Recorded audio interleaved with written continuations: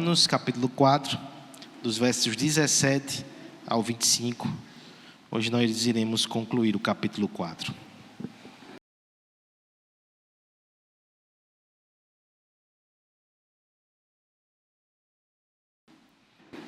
Diz assim a palavra de Deus, acompanhem comigo a leitura, tá certo? Como está escrito: por pai de muitas nações te constituí, perante aquele no qual creu, o Deus que vivifica os mortos e chama à existência as coisas que não existem.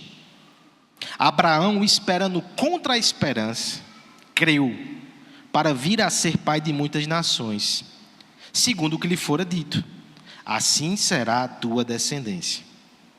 E sem enfraquecer na fé, embora levasse em conta o seu próprio corpo amortecido, sendo já de 100 anos, e a idade avançada de Sara, não duvidou por incredulidade da promessa de Deus, mas pela fé se fortaleceu, dando glória a Deus, estando plenamente convicto de que Ele era poderoso para cumprir o que prometera, pelo que isto lhe foi também imputado para a justiça.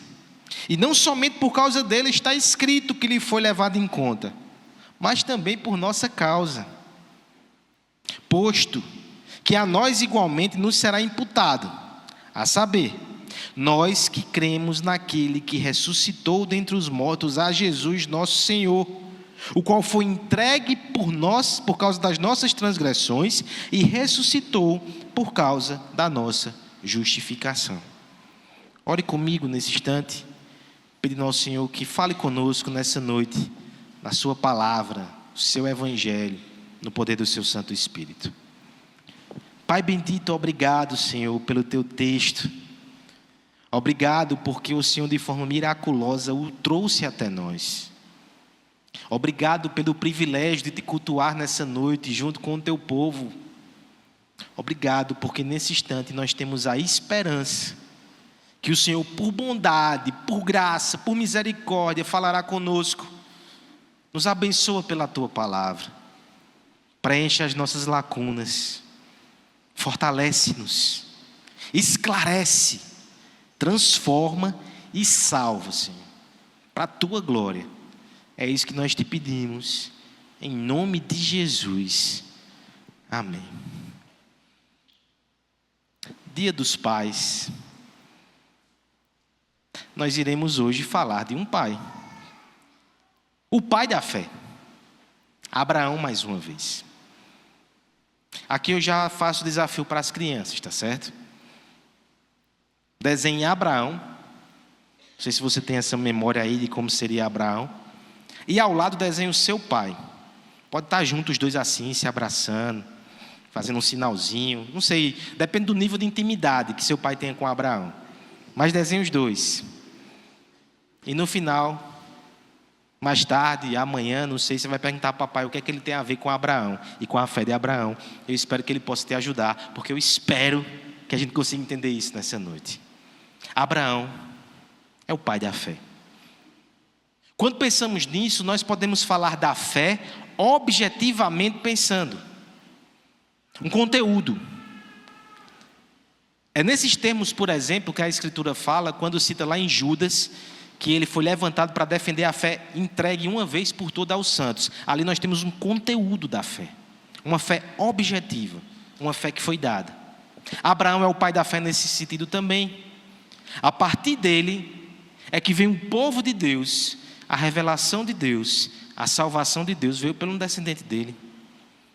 Esse personagem é tão importante porque ele é pai das principais religiões monoteístas do planeta. Cristianismo, judaísmo, islamismo, todos têm por pai Abraão. Perceba aí a promessa que foi dada a ele, né? Será pai de muitas nações e de multidões. De fato, ele o é. Mas eu quero considerar com você outro aspecto nessa noite.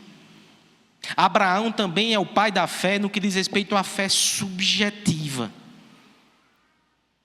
Ele é como aquele pai que passa por uma experiência forte com o seu Deus, ensina aos seus filhos, isso vai de geração em geração sendo repassado, até que chegue em nós. não necessariamente filhos étnicos, não necessariamente judeus de sangue. Mas Romanos já nos disse que aquele que crê como Abraão creu é filho de Abraão também.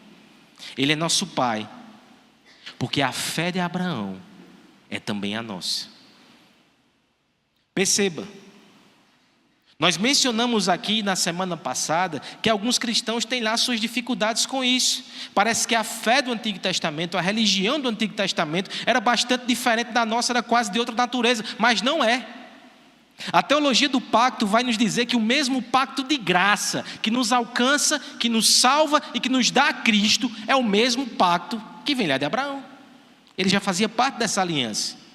A fé de Abraão está muito próxima da nossa. É claro que na antiga dispensação ou aliança, nós temos manifestações diferentes do mesmo evangelho. A confissão de fé de Westminster, a nossa confissão no seu capítulo 7, quando vai falar sobre essa comparação, lá no artigo 5º, ela vai dizer que no antigo pacto, nós temos o evangelho sendo administrado por meio de promessas, profecias, sacrifício, circuncisão, cordeiro pascual e outros tipos de ordenanças. Mas era a mesma fé que hoje chega até nós por meio da pregação do evangelho mais pura, simples e direta. Por que eu coloco essas questões preliminares aqui? Porque o texto que nós iremos considerar nessa noite fala da fé de Abraão. Mas, por si só, isso poderia ser uma armadilha para nós também, né? Somente o interesse histórico. Vamos observar a biografia do personagem, considerar a sua fé e sair daqui com algumas lições interessantes para nós. Mas é mais do que isso, o próprio Paulo não trata dessa forma. Ele mostra a fé de Abraão, patriarca, mas logo em seguida ele vai dizer, assim é também conosco. O registro dessa fé também é proveitosa para nós, porque a nossa fé deve ser assim também, como ele. Há uma semelhança, há uma ligação, há uma relação. A fé de Abraão é a nossa fé. O capítulo 4 de Romanos, ele consiste basicamente em Paulo usando a figura de Abraão para argumentar a respeito do evangelho que ele já estava pregando desde o capítulo 1. Semana passada nós vimos aí um aspecto mais geral, mais biográfico. A relação de Abraão com a lei, com a circuncisão, com a glória que deve ser dada somente a Deus na salvação. E nós destacamos esse último aspecto para hoje, porque tem detalhes aqui que merecem mais calma e mais atenção. Nós iremos observar aqui nessa noite a essência da fé que salva. Primeiro a partir de Abraão, mas também aplicando-se a nós, porque é isso que o texto faz, dos versos 23 a 25. Dos versos 17 a 22, nós temos um olhar para Abraão.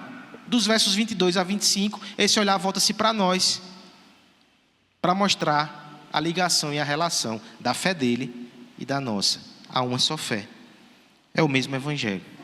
O que é que nós veremos então nessa noite sobre a essência da fé? Primeiro, a sua base, o conhecimento de Deus. Isso está nos versos 17 e 19 e depois lá no verso 24, referindo-se a nós. Perceba, a estrutura do sermão vai ser um pouco diferente. Se você anotar, eu peço que você considere aí, tá certo? 17 a 19, depois 24, primeira verdade. A base da fé é o conhecimento de Deus. Depois, os versos 20 e 21... E o verso 25 vai nos mostrar o conteúdo da fé, a promessa de Deus. E por fim, os versos 22, 24 e 25, nós iremos considerar o resultado da fé, a salvação de Deus. A base, o conteúdo, o resultado, a essência da fé está aqui, não somente de Abraão, mas de todos aqueles que creem no Deus de Abraão. Primeira coisa, então, que eu quero considerar com vocês nesse momento é a base da fé. Versos 17 a 19 e depois pula para o verso 24. Eu vou ajudando nessa leitura, mas eu peço que você coopere comigo.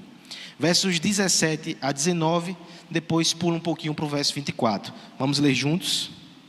Como está escrito.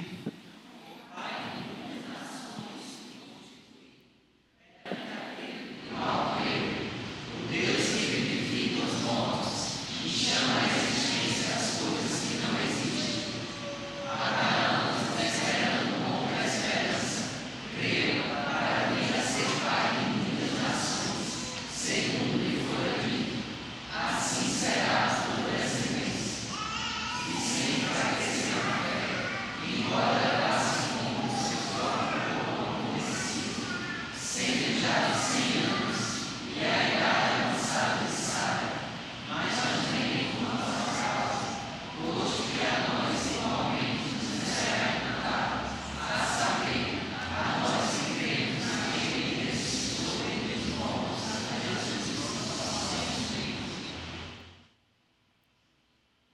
Eu proponho um desafio hipotético aqui para você, tá certo?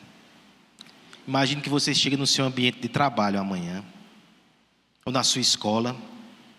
Imagine que Liz chega na escola amanhã e faz uma pergunta a todas as suas coleguinhas: quem aqui tem fé? O número de ateus entre nós ainda é muito reduzido. Possivelmente a maioria das pessoas, né, na sua escola, no seu trabalho, diria: eu tenho fé. Agora vem a segunda pergunta, talvez um pouco mais desafiadora. Será que as pessoas saberiam dizer qual é a base da fé? Qual é a base da sua fé? Por que você acredita? O que é que está por debaixo? O que é que mantém essa estrutura? Essa pergunta, sinceramente, ela causaria muito desconforto, possivelmente. Algumas pessoas têm uma fé que é baseada meramente no seu sentimento. Não, eu tenho um sentimento bom quando eu penso em Deus.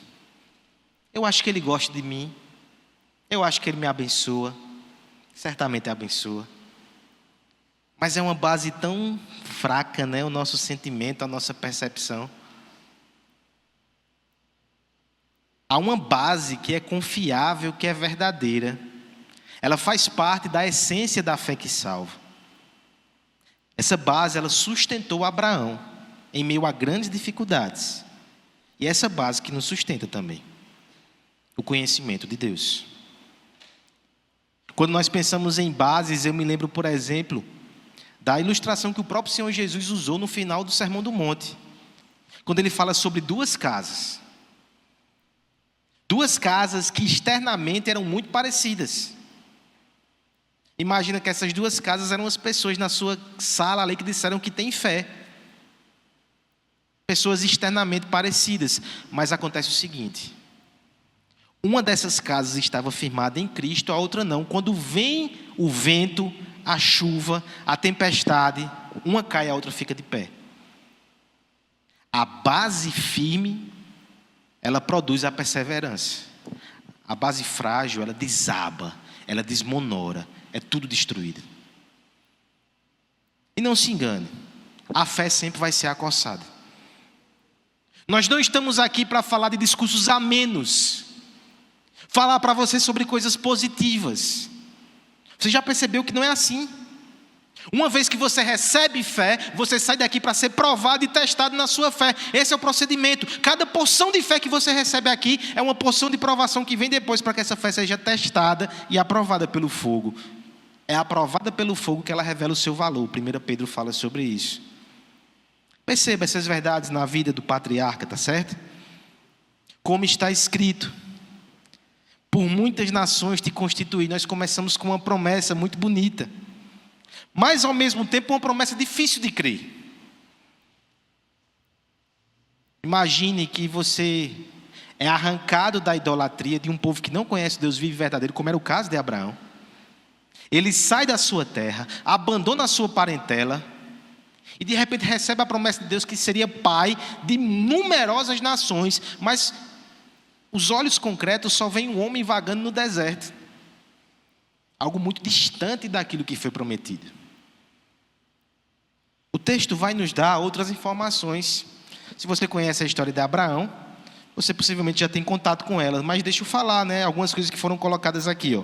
Verso 19 vai dizer que ele não se enfraquece na fé diante dessa promessa, embora levasse em conta, olha só que interessante. Fé não é coisa de gente inconsequente e doida não, tá certo? Há quem diga, por exemplo, que a fé é um salto no escuro. Estou vendo nada, não sei de nada, mas vou crer. Abraão, ele levava em conta o seu entorno e as suas condições. E qual era o seu entorno e as suas condições? Ele levava em conta, verso 19, o seu próprio corpo amortecido. Quando fala de corpo amortecido, você pensa o quê, meu irmão? Uma coisa é o corpo, né, enrijecido, firme. Eu vi no grupo lá dos corredores do jardim, todos assombrados com o Odair, o seu desempenho, né? Um super atleta, as Olimpíadas estão te esperando. Isso seria o oposto do corpo amortecido. Talvez o corpo amortecido, você olhe para mim e diga: entendo a figura. Mas é um pouco mais forte no original esse corpo amortecido, tá certo? A palavra aqui, ela é de onde se origina o nosso vocábulo necrosar. O corpo amortecido é o corpo já morrendo. Tá bem, viu, Abraão? Mas esse era o cenário. O corpo dele estava amortecido. Muito cuidado, jovens, como usa essa palavra, para não ficar... Meu irmão está meio amortecido hoje, né? Ela é forte. Bem, olha a justificativa, ele já tinha 100 anos. Tudo bem, né? Além disso, havia a idade avançada de Sara. Nós sabemos que a gestação, conforme os anos se passam, vai ficando mais desafiador, né? Nós temos um cenário aqui, humanamente falando, totalmente desfavorável. Um homem amortecido. Uma mulher com ventre de idade avançada. Tem mais. Além de tudo, ela era estéril. Você já percebeu como isso é uma marca dos patriarcas ali? É o Senhor nos ensinando que Ele faz coisas impossíveis. Que Ele gera coisas e vida onde as pessoas não esperam. É assim que Ele age. É interessante que Abraão ele aprendeu essa lição. Ele considerou todos esses fatores. Mas sabe por que ele permanecia firme na promessa? Agora volta, tá certo? Olha o verso 17, o que vai dizer que era o fundamento da fé de Abraão. Por pai de muitas nações te constituí, perante aquele no qual creu, o Deus que vivifica os mortos e chama à existência as coisas que não existem. Era esse retrato de Deus, era esse conhecimento de Deus que Abraão tinha, por isso ele cria. A promessa não veio de um falsário. A promessa tampouco veio de alguém que era impotente, era bondoso nas suas intenções, era generoso na sua provisão, mas era incapaz. Falando de paz, muitas vezes nós nos encontramos nesse espectro aqui, né? Temos boas intenções para os nossos filhos, temos expectativas, queremos protegê-los, queremos fazer o bem, mas não conseguimos fazer tudo o que queremos por incapacidade. Só que Abraão conhecia o seu pai, ele é bondoso, ele é todo poderoso.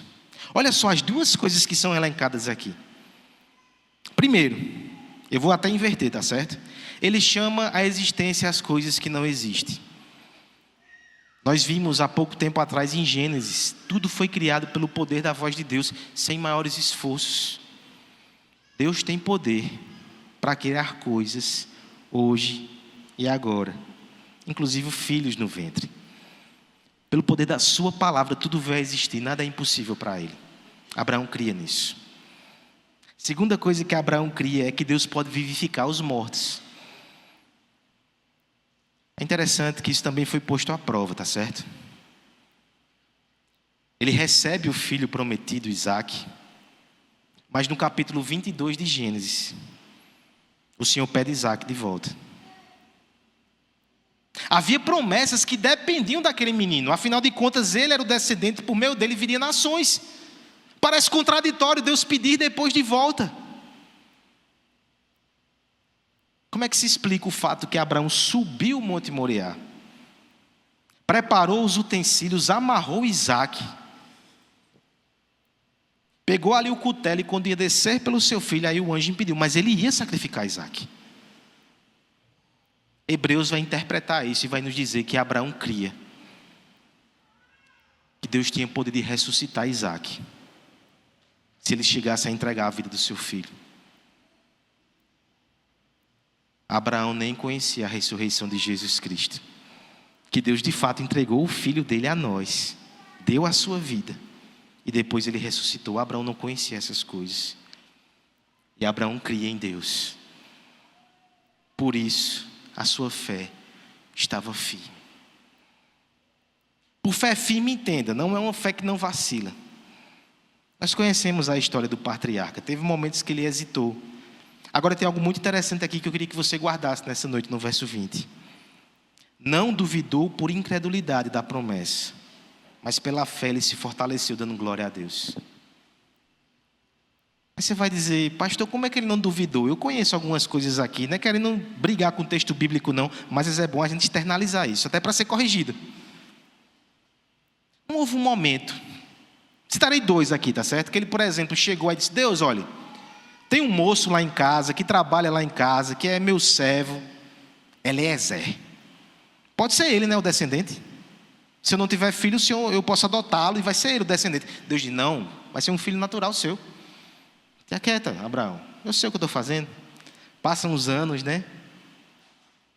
Chega um momento que a sua esposa, já como última esperança, pega uma serva sua, H, e diz, deita-se com H. Pelo menos vai ser teu filho genético, e daí vai vir a descendência. Não, Abraão, não é H não. É Sara. Não é Ismael não, é Isaac. Isaac virá. Aí você vai dizer, nesses momentos ele não duvidou, ele não fraquejou e não se enfraqueceu? Sim, irmãos. Mas olha o que o texto está dizendo, é Deus interpretando o coração do seu servo. Não foi por incredulidade, não. Muitas vezes nós vacilamos, nós temos as nossas crises, nós agimos de forma incoerente, nós pecamos até. Mas Deus está dizendo que interpreta isso de outra forma. É a nossa fraqueza. Não é que a gente foi incrédulo ao ponto de dizer, Deus, eu não acredito em Ti. Eu não creio que o Senhor existe. Não creio que o Senhor é bom. E não creio que o Senhor é poderoso. É só a inconsistência do nosso coração pecaminoso. Mas mesmo assim, o cômputo final, a história geral que Deus está criando, no final nós somos fortalecidos e nós permanecemos. Nós perseveramos. Nós enxugamos as lágrimas. Nós batemos a poeira. Nós nos levantamos e nós seguimos dando glória a Deus. Não é por incredulidade. Arranque-se do seu coração, Deus sabe. É fraqueza da nossa parte, mas na nossa fraqueza Ele é forte e Ele nos sustenta. Essa é a fé de Abraão, fundamentada no conhecimento de Deus. Eu lhe pergunto, e a nossa é tão diferente assim? Olha o verso 23. E não somente por causa dele está escrito que foi levado em conta, mas também por nossa causa. Posto que nós igualmente nos será imputado, a saber, a nós que cremos naquele. Olha que interessante. O texto não vai dizer somente que é imputada a justiça em quem crê que Cristo ressuscitou, mas vai dizer, nós que cremos naquele. A fé, antes de ser a fé em algo, é a fé em alguém. Olha esse princípio aqui. Nós cremos naquele que ressuscitou dentre os mortos a Jesus nosso Senhor, o qual foi entregue por nossas transgressões e ressuscitou por causa da nossa justificação. Nós cremos sim na obra de Cristo, mas antes disso, nós cremos no Pai que enviou Jesus Cristo. É nele que confiamos. É por isso que perseveramos. É assim que somos salvos. É assim que ficamos de pé. Mesmo que vez por outra a gente cambaleia, a gente cai, a gente se machuca, a gente peca, a gente erra. Mas no fim nós confiamos nele. Essa é a base da nossa fé. É o nosso Deus. É o Deus vivo e verdadeiro. É o Deus de Abraão, Isaac e Jacó. É o nosso Deus. É o Deus da aliança. É o Deus do pacto. É o Deus da salvação. Essa é a base. Quão forte é a sua fé? Quão forte é o seu conhecimento de Deus? Um dos melhores remédios para a alma ansiosa e aflita não é estudar sobre a fé não, tá certo? Às vezes a gente pensa que é isso. Poxa, eu estou com uma crise aqui. Estou meio amortecido. Eu vou estudar sobre a fé. É estudar sobre Deus. É estudando sobre Ele, é conhecendo Ele, é tendo experiência com Ele, é tendo intimidade com Ele, que a fé cresce. Ele é a base. É Ele que nos sustenta. Tal qual Abraão. Aprendamos com o patriarca, tá certo? Certamente seremos desafiados. A fé sempre é desafiada. Eu gosto muito do comentário que Calvino fez a esse respeito. Porque pode parecer que somente no caso de Abraão ele cria contra a esperança. Ah, nem citei esse trecho aqui, né? Ele esperou contra a esperança. Isso é uma poesia linda. Mas tem uma realidade dura, tá certo? Por vezes, 100 vezes, ser cristão significa esperar contra a esperança. Quando tudo diz que não, Deus diz que sim. E é isso que importa. Cale-se todas as vozes ao redor, cale-se a voz do meu coração. Deus disse sim, eu creio. Calvino vai dizer, assim como foi difícil para Abraão, e por vezes impossível aos seus olhos, também será para nós. O Senhor nos diz que nós somos justificados. Os nossos pecados gritam o tempo todo que nós não merecemos a salvação. Creia contra a esperança. O Senhor nos diz que Ele é bom e tem propósito de salvação, de reconciliação e de acolhimento para nós. Vezes sem fim, vozes de juízo se erguem, nos ameaçam e nos amedrontam. Creia que Deus é bom e que lhe salvou em Jesus Cristo. Nós temos promessas de imortalidade, de vida eterna, de ressurreição, de um amor que não acaba nunca. Mas olha ao seu redor, há notícias e ecos de morte e de corrupção em todos os lugares, há dor e há luto. Creia contra a esperança. Confie no Deus da vida, no Deus que ressuscita mortos. Confie nele. Essa é a fé de Abraão. Essa é a sua fé também. Essa é a nossa fé. Essa é a base da fé. O conhecimento de Deus. Mas temos também aqui o conteúdo da fé. Eu quero que você leia comigo agora os versos 20 e 21, tá certo? Vamos lá, todos juntos.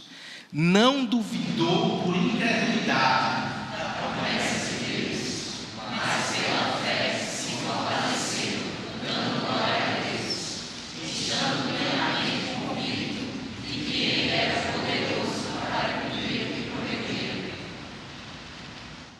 Se os homens têm problemas no que diz respeito à base da sua fé, eles também têm dificuldades no que diz respeito ao conteúdo.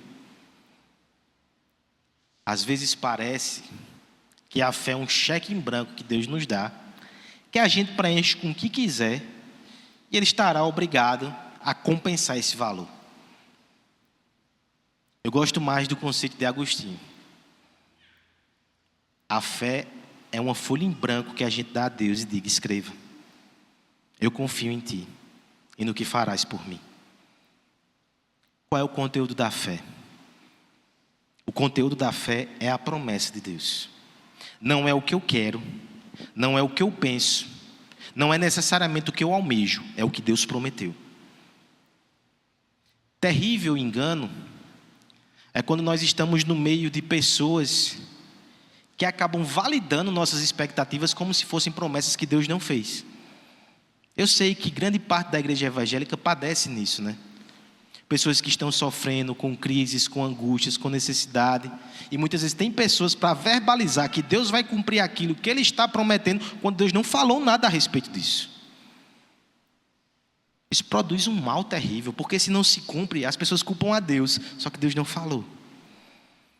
Nós precisamos ter muito claro quais são as promessas de Deus que estão na Escritura, porque essas são infalíveis, passarão céus e terra. Eu lhe garanto que elas serão cumpridas, mesmo contra a esperança. Qual é a promessa aqui que Abraão se apegou? O verso 20 vai dizer, né? Ele não duvidou por incredulidade da promessa de Deus.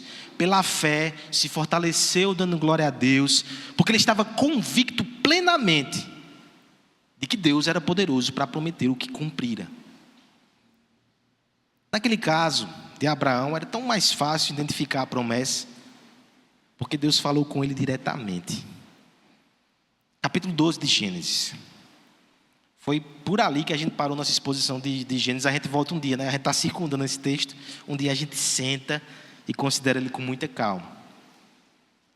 Mas eu quero transmitir mais ou menos a suma daquela promessa. Abraão deixou a sua terra para seguir a Deus. Deus disse, eu vou lhe dar uma terra. Também lhe disse, lhe darei descendência, você será pai de muitos povos e nações, você abençoará todas as famílias da terra. Eu lhe darei um nome, engrandecerei o seu nome. Então assim, foram promessas muito robustas que ele recebeu da parte de Deus. Agora eu quero pensar com você o seguinte.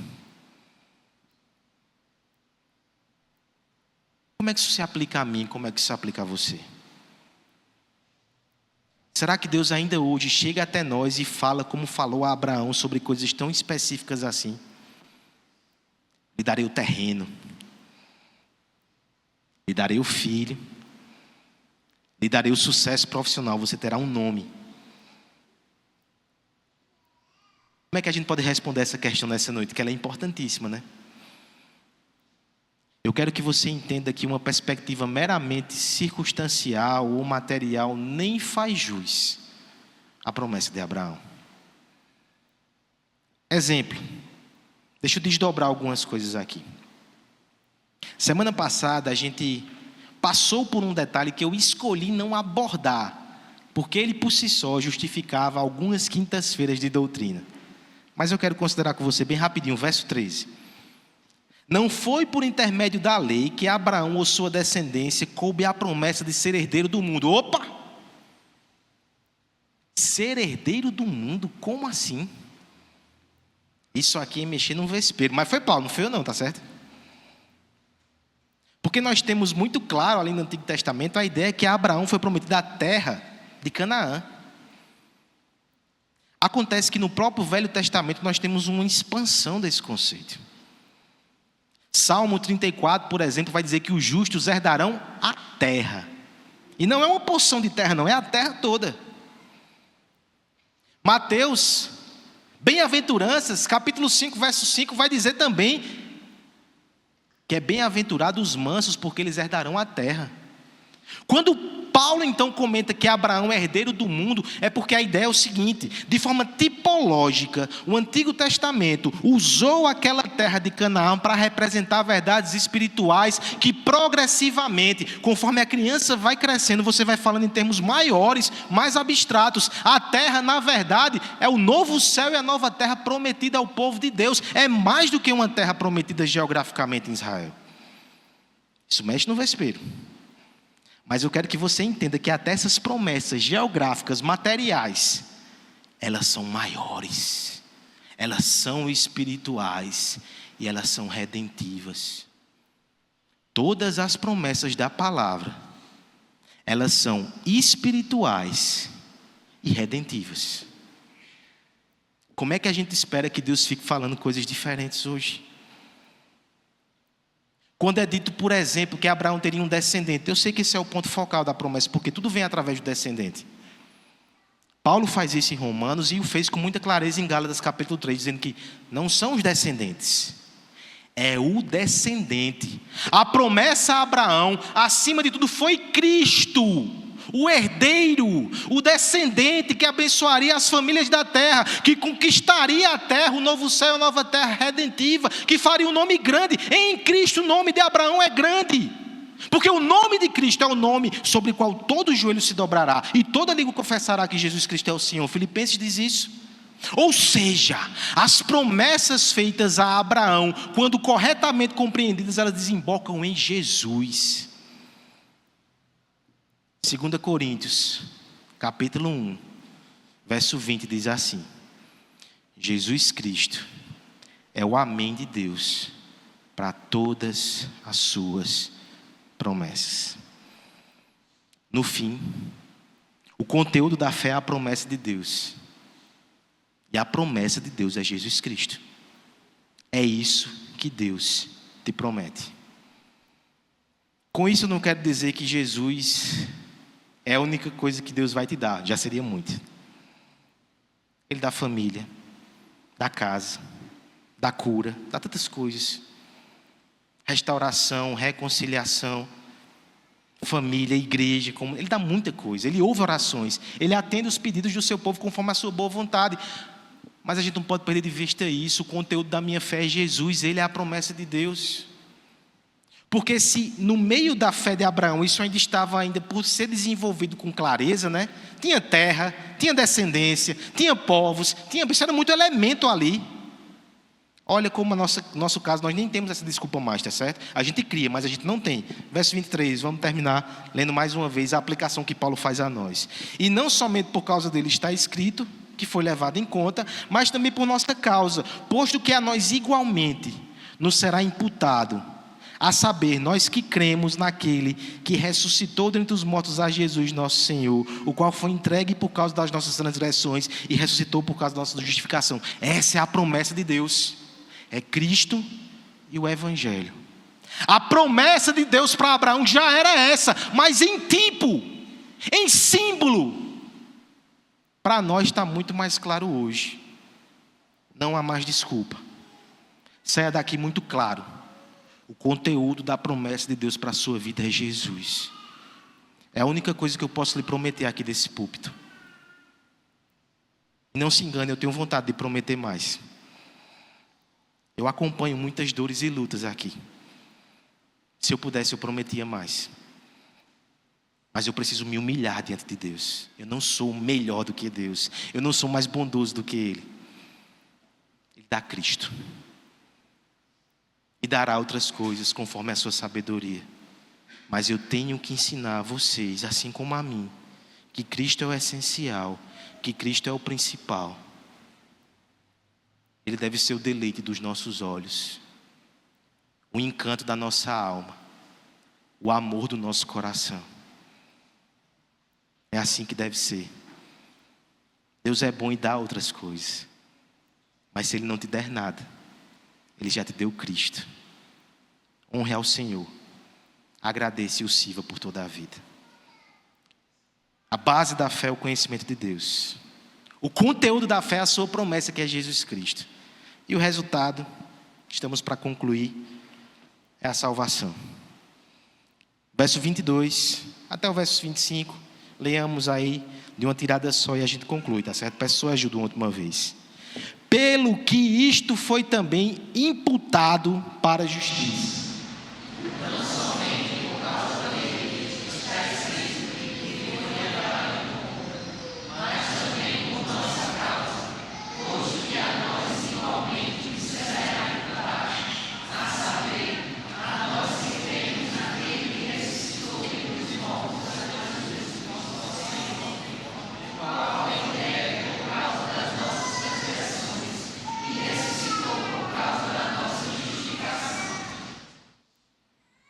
Qual é o resultado da fé de Abraão? Verso 22. Eu quero chamar a sua atenção aqui para o que não está no texto. Como assim? Porque o verso 22 poderia ser de outra forma. E o resultado disso foi que Abraão finalmente obteve a terra prometida. Ele obteve. Pelo menos ele entrou nela, né? Não foi o seu possuidor sem vida. Ele morreu sem ver a promessa se cumprir. Mas ele entrou lá, né? Sepultou sua esposa lá. O clímax da promessa e o cumprimento e o resultado da fé de Abraão não é que ele teve um descendente, e ele teve. Isaac é um patriarca da fé. O clímax e o resultado mais profundo e melhor e desejável e destacado é isso. Foi-lhe imputado para a justiça. Nós precisamos lembrar sempre que o nosso maior problema não é outro, senão a nossa falta de justiça, que nos coloca em inimizade com Deus. E sem comunhão com Deus, todas as riquezas desse mundo, elas perdem o seu valor. Todas as alegrias dessa terra se tornam um prenúncio de tristeza. Todos os benefícios são antegozo da condenação. Tudo é vão, tudo é vil, tudo é pó. Sem comunhão com Deus, de nada adiantará ter qualquer outra coisa. A maior bênção não é nenhuma outra bênção, senão saber que a nossa fé é imputada para a justiça e Deus nos aceita.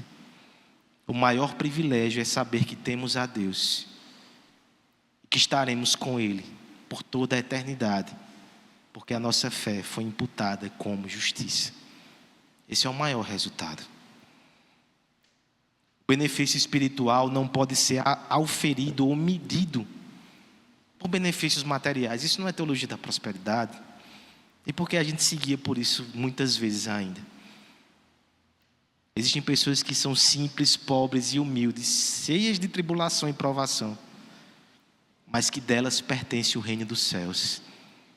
Um dia sentarão numa mesa ao lado de Cristo, Abraão, Isaque e Jacó. Essas pessoas são as pessoas mais ricas e abençoadas dessa terra, mas elas são cobertas por uma névoa de simplicidade e provação que os olhos carnais não percebem. Mas serão os nossos olhos carnais assim?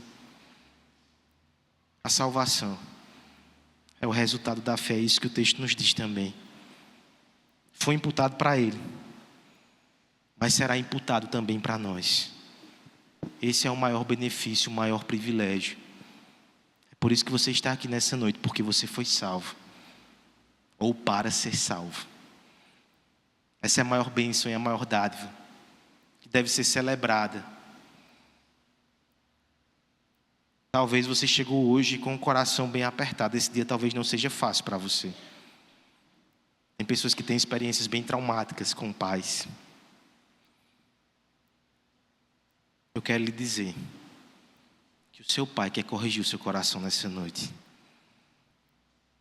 Você tem um pai perfeito.